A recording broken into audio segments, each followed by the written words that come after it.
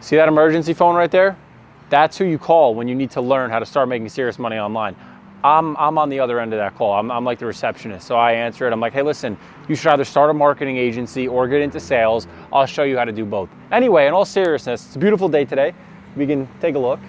And today is just a chill day. It's a nice Saturday, chilling at my apartment. Got some nice work done this morning inside of our marketing agency. And today I'm talking about why I genuinely think that renting is a better investment than purchasing a home from someone that doesn't even own a home. I make hundreds of thousands of dollars a month and I don't own a home. Why is this? Why am I the kind of person that wouldn't want to own an asset like a piece of real estate? And why would I not want to be someone that's a homeowner, right? Because isn't that what makes you rich? Isn't that the biggest investment, owning a home?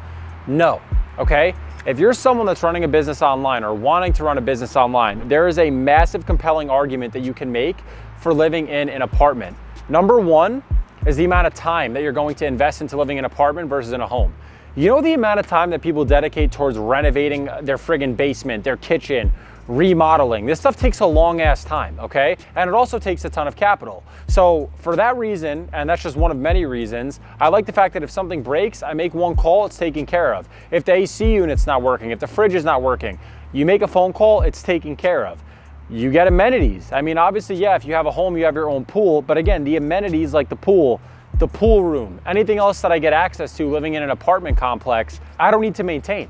So I might pay $30 a month to get access to everything that I want, and I pay literally effectively nothing in terms of my mental sanity. I don't have to worry about fixing this shit myself. On top of that, right now renting is still cheaper than going out and mortgaging. So the monthly payment you're gonna have on a rental is going to be less than it is for a home, generally speaking. You don't really have to put money down.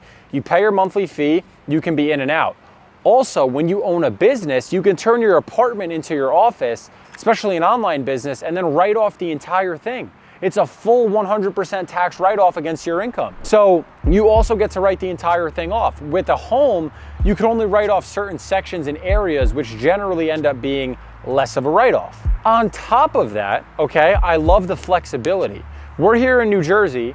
Next year, we're gonna be in Florida. So you have to understand, every time I want to make a move or if I want to do something or be somewhere new, I'm only committed at most to a year of living in a certain area. If I was getting a mortgage and I was committed to larger payments in one certain area, you probably wouldn't want to go get another big payment in another state. But if you have an apartment here and you want to go get an apartment somewhere else, you can do it because the rate is reasonable enough to where you can actually get away with it. And guys, you need to understand this.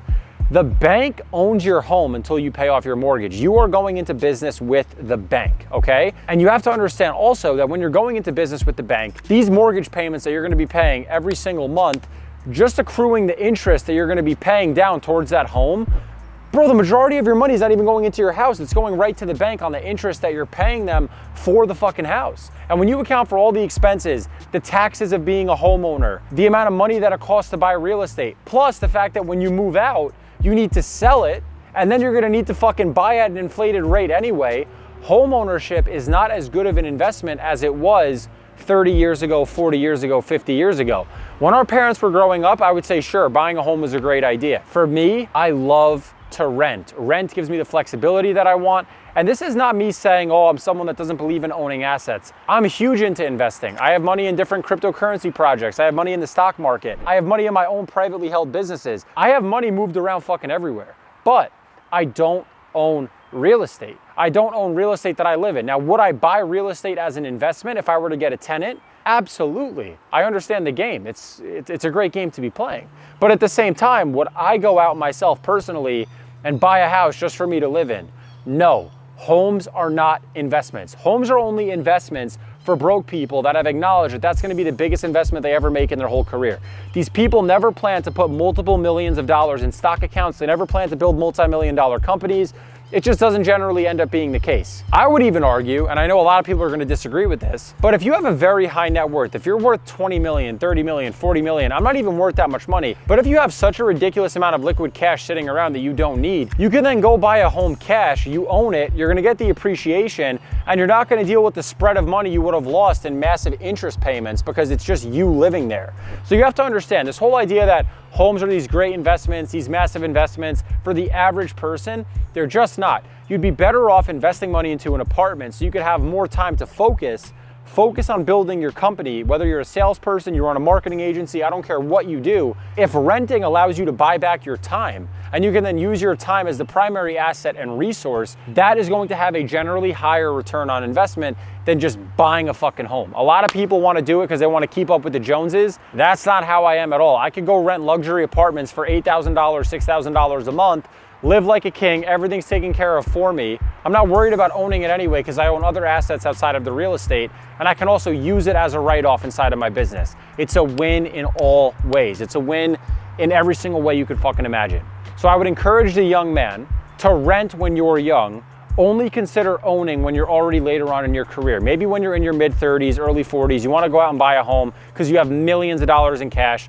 Go ahead, do what you want to do. Or if it's just a goal of yours to do it, fine. But don't treat it like this big fucking investment that the banks have propagated to make you think that homes are this perfect investment. When you really count up all the fees for your real estate agent, the taxes, the interest rate, and you just start going, the renovations that you're gonna have to make, and you just go one by one up and down the list, you're not going to make a whole bunch of money on your home. It is not a good investment. If someone wants to argue with me, go ahead. I just don't think it's a good investment. I own hundreds of thousands of dollars worth of cars to the point where I could have easily bought a home, and I don't. And I see the vehicles that I've purchased as better investments than buying a fucking home. And again, I know it's controversial, don't care. This is how I live, this is how I'm doing it, and I seem to be doing just fine so far.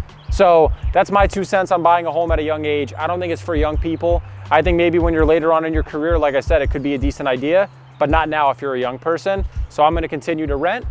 You do you.